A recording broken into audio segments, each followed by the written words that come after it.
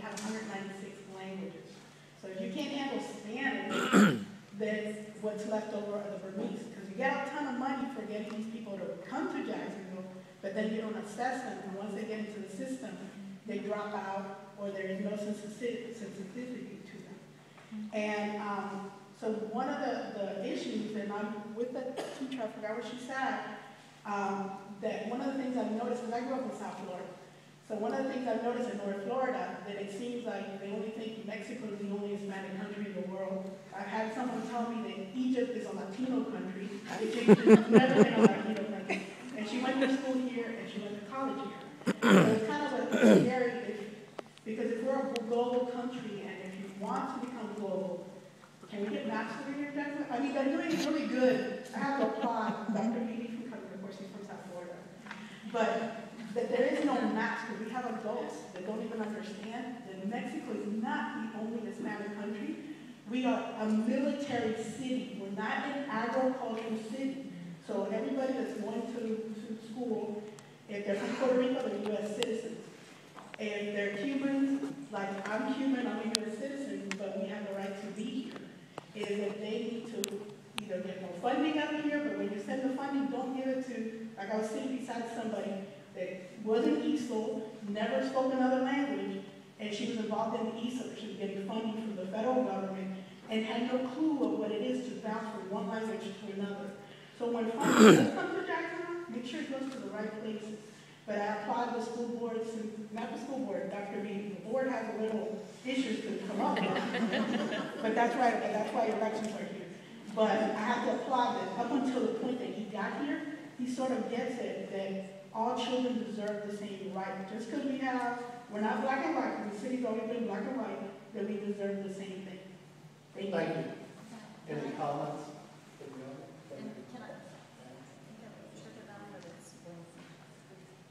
Can I just address that very quickly?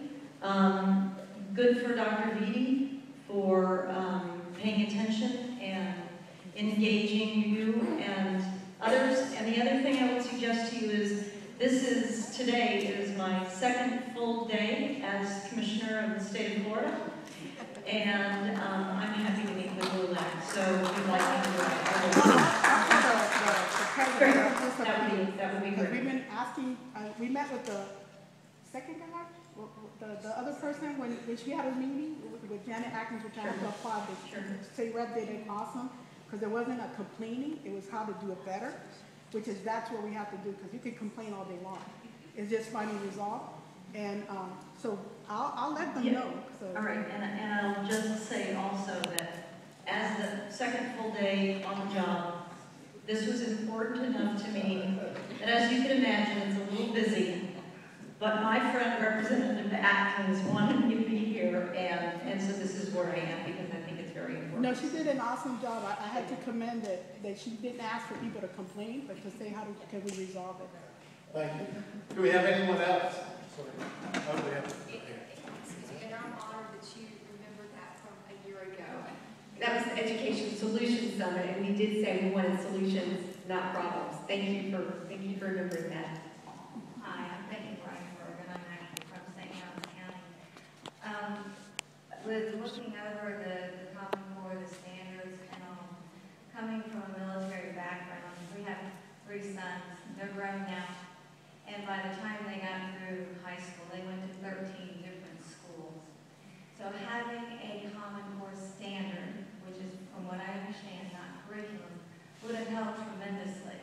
In my one son's 9th grade year, we moved 3 times, from Key West to Volusia County to the dotted system over in England. So there have been some common standards. I think my children's school life would have been a little easier. And I will say, they went through, I homeschooled them, they went to small Christian schools, they went to Department of Defense schools, and they went to public schools. So having a common standard, so when military families move, like we do, and some of my grandchildren are in that right now, one's going into 6th grade, this will be her 4th year, a 4th school.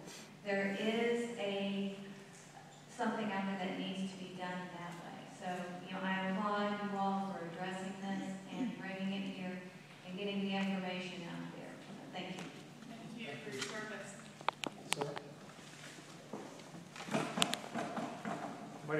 Skipper. I'm just a concerned taxpayer. But I do have a question, and it deals specifically with standards. My understanding that there are experts that say that if we adopt the Common Core standards, we will drop approximately 2 years behind in mathematics in the world's leading education systems.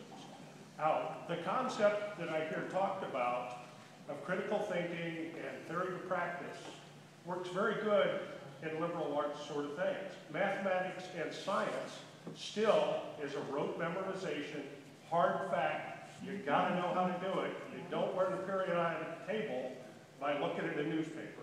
Thank you.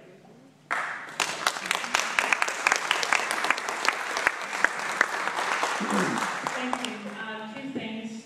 First, I have a math background, and I have seen articles about the Common Core and how they're going to require certain content at every grade level, and so students won't be able to be accelerated or ever get calculus. Fortunately, we live in a state that doesn't require students only get taught certain content at a certain grade. So in mathematics, we can accelerate kids, and that's the earlier discussion about algebra in the middle grades. We don't require kids wait till high school for algebra. They can get to algebra faster. The local school districts can accelerate students by either combining grades of content each grade, or students can skip forward. So there's no reason for many of our students to not enter high school already having taken algebra and then get to advanced placement, international baccalaureate, all those accelerating mechanisms, industry certification. We have a lot of wonderful STEM technology programs, and also dual enrollment. So we have a very strong program in all our school districts to accelerate our kids, and that will not change with Common Core. In addition, your concerns about rote memorization, you're correct. In the Common Core, there's going to be mathematics that has to be memorized. The students should know their multiplication facts. The students should, in science, understand the different formulas, although the Common Core isn't about science. But in addition to that, to conceptually understand, if you remember the old geometric proofs from back when we were in school, or at least back when I was in school, we had to write, we had to use logic, we had to make much more sense and prove that we could make sense of the math we were doing. That's what Common Core brings back to math.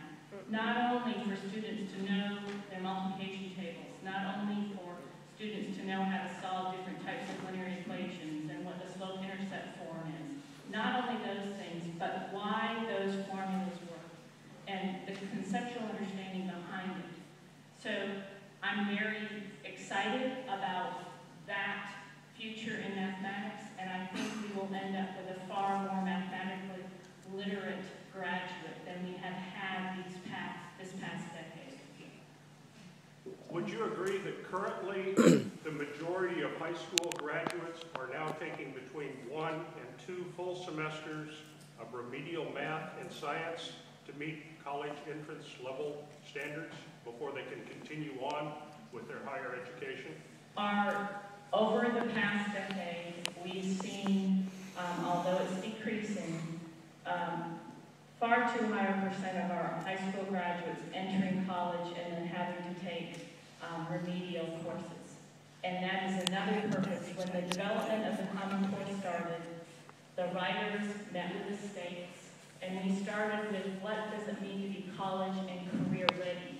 And it doesn't mean entering college and having to pay for a remedial course. That's how they were written, starting with that goal in mind. So I agree, in fact, we all agree that the purpose of the next generation and the Common Core are so that our high school students graduate and they do have an option for a career that pays bills or going on to post-secondary, and that they don't have to pay for remediation or job training the day they enter. So yes, I agree with you. The percents are a little bit higher, but they still have been way too high. I do have to let everyone know we're approaching quarter till, so we have some more slides.